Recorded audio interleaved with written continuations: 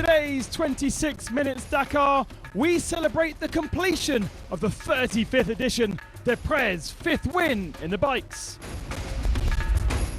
In the cars, it's Padda Hansel who also makes it 11 overall. And in the quad section, we celebrate Marcus Patronelli's 2nd victory. It's 4 wins for the two brothers now. And in the trucks, a rebirth for Kamaz. Edward Nikolaev snatches his first victory. In slow-mo, we take a moment to absorb the most beautiful shots of this year's Dakar. We have all the news, all the action from this 26 Minutes Dakar, the podium.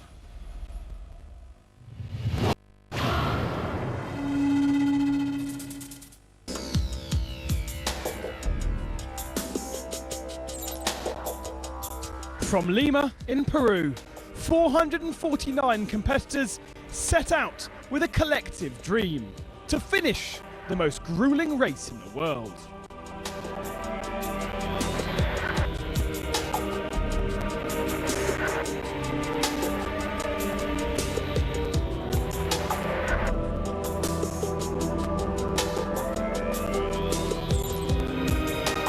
Three countries, differing landscapes, 2 crossing of the Andes. It would be incredibly tough for all.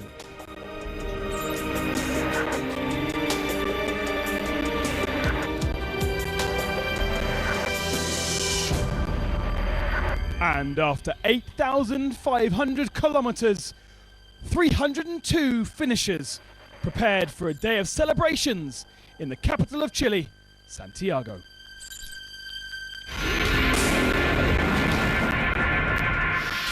Todo y lo hizo sentir en su propia casa. Francisco Chaleco López está en el Rally Dakar celebrando. It's been the rally with the biggest number of riders, the biggest number of countries, and also the biggest number of Chilean competitors. 39 pilots from Chile competed, and I was absolutely amazed.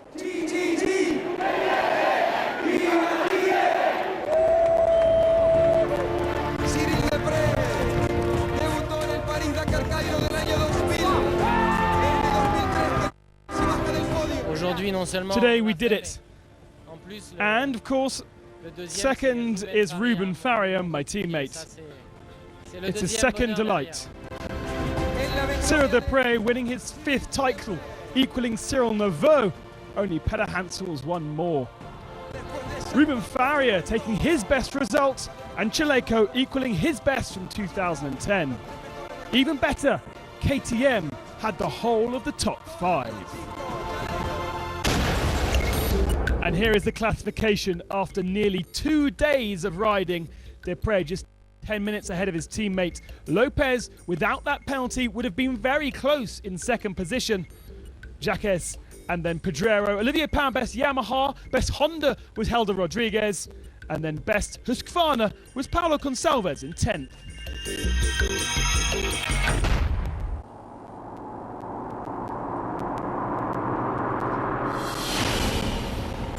The new kids on the Dakar arrived with bright red HRC Honda machines. And even before the rally started, they struggled with 2 top riders crashing in testing. Helder Rodriguez led the team to 7th with Javier Pizzolito in 8th. Stalwart Johnny Campbell had many issues, ending 8 hours down. The Unlikely Star Award goes to Ivan Jacques. In 5 attempts, he's only completed the Dakar once, and then it was a problem-riddled 2 weeks. This year's 4th was superb. His best day, 3rd on the final day of week 1. Kurt Caselli became a super sub for the KTM team in Mark Comer's absence. He played the team game despite never having been on Dakar before or seen a roadbook. But he took a win on stage 7 and stage 11 to finish 31st. Certainly the fastest man on the rally was Joan Barreda, perhaps happy to take more risks than others. That philosophy gained him 4 wins and 4th overall in the middle of week 1. The ambition of the team is to win. We had a plan to win, and we'll see if we can manage it. But his speed was punctuated by big falls and a fuel pump problem on day 5 and a changed engine.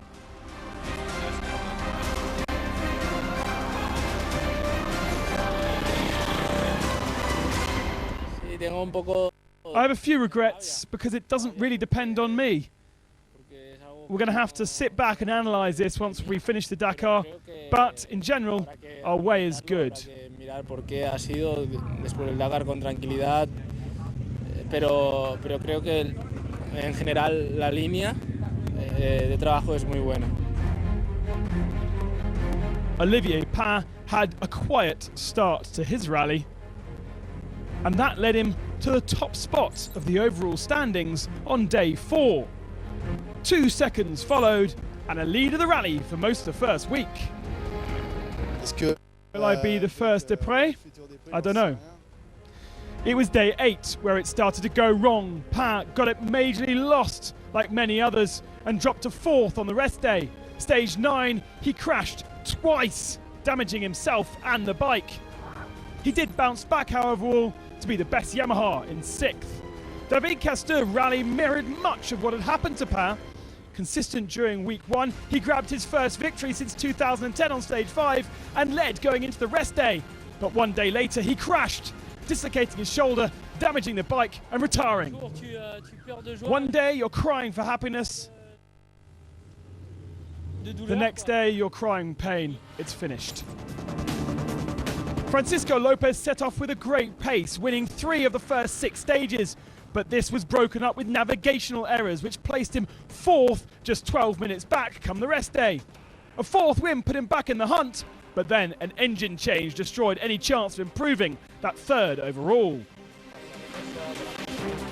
He pushed hard on the last day, but there was no denying that if he hadn't had that engine change, he could have finished 2nd.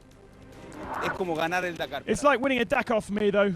My injury 1 year ago, it had to be double value. Rubens Farrier's job was to help Cyril Desprez, but on stage 9 he found himself in the lead of the rally, despite this fall. It was clear he would not stay there. The teamwork was exceptional, and Farrier dropped to 2nd to allow his teammates the victory. For Cyril Desprez, he had to manage it from the start, dictating the pace of the first week up until the marathon stage, where he had to change his engine. During the first 30 seconds, I thought I'll have to go back home because I couldn't finish the stage. Now everything's a bonus. I will keep on attacking until the finishing line in Santiago. I have nothing to lose. From that moment, he was full attack. He couldn't take anything for granted. And as he turned up the pace, his rivals faltered. It allowed Cyril to control the rally once again until the end. This, the most strategic win of his life.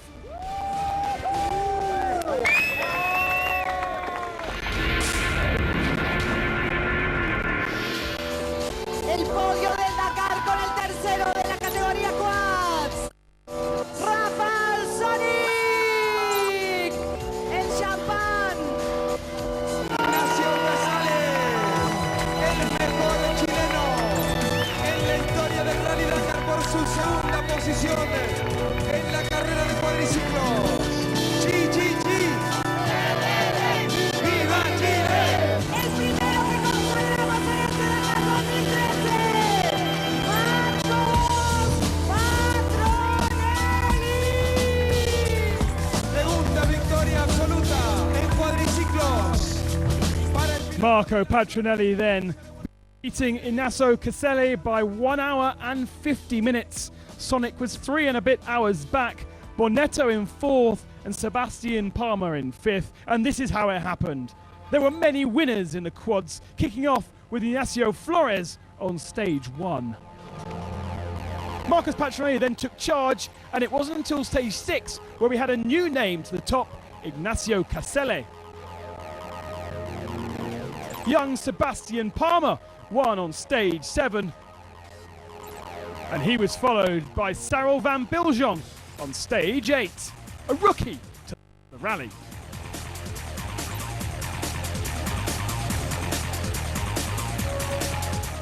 Van Biljon went on to win the last 2 stages as well. And week 2 began with a more familiar face, Lucas Laskovic taking stage 9 and stage 10 before Australian Paul Smith on his first Dakar won stage 11. Finally, Desert Challenge champion Sebastian Husseini sealed his first Dakar stage win, meaning 8 winners in 14 stages. Rafael Sonic didn't win a stage, but in general was one of the most consistent. The pole equalled his best result of 3rd back in 2009. Ignacio Casale was celebrated as a hero after his win on Chilean soil on day 6. But by that point, he'd already lost huge time to his Argentine rival. So instead, he consolidated his 2nd spot of the rally for the rest of the stages. So from the very beginning, it was clear who the main man was. No brother to race and ride with, Marcos Patronelli was not expecting to take part in the 2013 edition.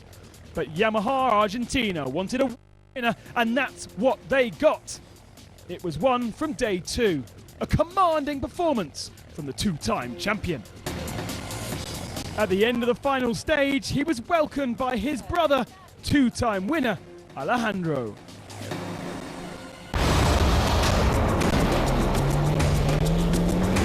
Coming next in the cars, we celebrate the podium and relive all the best moments of the 2013 Dakar with Stefan Pederhansel.